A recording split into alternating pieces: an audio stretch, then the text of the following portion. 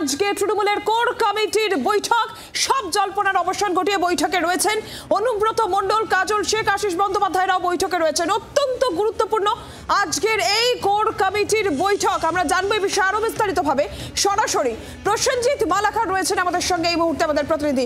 প্রসেনজিৎ, যে সময়ে দাঁড়িয়ে আজকে বীরভূমে তৃণমূলের এই কোর কমিটির বৈঠক হচ্ছে সেটা অত্যন্ত তাৎপর্যপূর্ণ, আর এরই পাশাপাশি অনুব্রত মণ্ডলও উপস্থিত হয়েছেন। সব জল্পনার অবসান ঘটে সব মিলিয়ে এই মুহূর্তে বৈঠক নিয়ে তোমার কাছে কি আপডেট রয়েছে?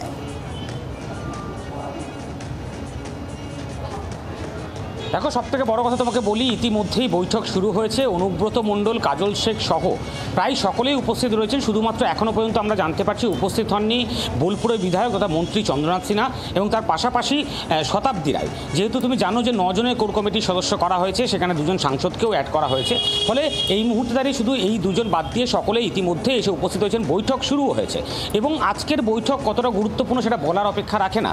তার কারণ জেলা সভাপতি অর্থাৎ দীর্ঘ সময়ের পর এবং বলা যেতে পারে তৃণমূল কংগ্রেসের শাসক দলে রূপান্তরিত হওয়ার যে সময়, সেই সময়ের আগে থেকে অনুব্রত মণ্ডল ছিলেন এই বীরভূম জেলা তৃণমূল কংগ্রেসের সভাপতি।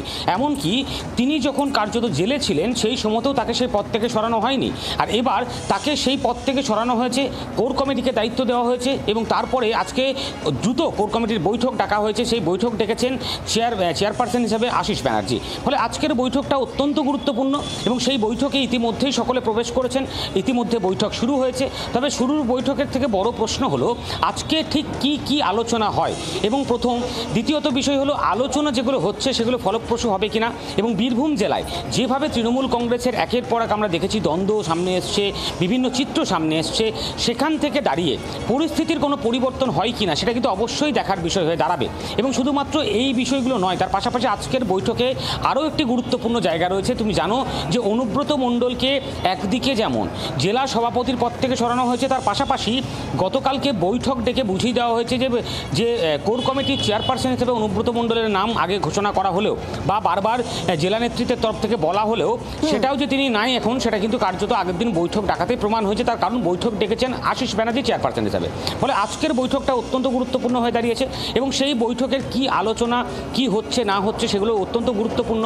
তবে সবথেকে বড় বিষয় আগামীতে অর্থাৎ তৃণমূল কংগ্রেসের আগামী যে রূপরেখা রয়েছে, অর্থাৎ 2026 নির্বাচনে আগে তৃণমূল ঠিক কোন কোন ইস্যুগুলোকে সামনে নিয়ে বীরভূম জেলায় আগামী দিনে লড়াই করবে সেইগুলো কিন্তু কার্যত আজকে নির্ধারণ হবে। এবং তার পাশাপাশি তোমাকে আরেকটা উল্লেখযোগ্য কথা বলে রাখি, আমরা সূত্র মারফত যেটা জানতে পারছি আজকের বৈঠকে অনুব্রত মণ্ডলকে যাতে কোর কমিটির চেয়ারপারসন রাখা যায় সেই নিয়ে একটা বিষয়গুলো আজকের বৈঠকে আলোচনায় উঠে আসতে পারে। সেক্ষেত্রে বৈঠকের দিকে আমাদের অবশ্যই নজর রয়েছে। বৈঠক ইতিমধ্যেই শুরু হয়েছে। প্রসেনজিৎ, ধন্যবাদ। বাংলার আওয়াজ, বাঙালির আবেগ, জি 24 ঘন্টা।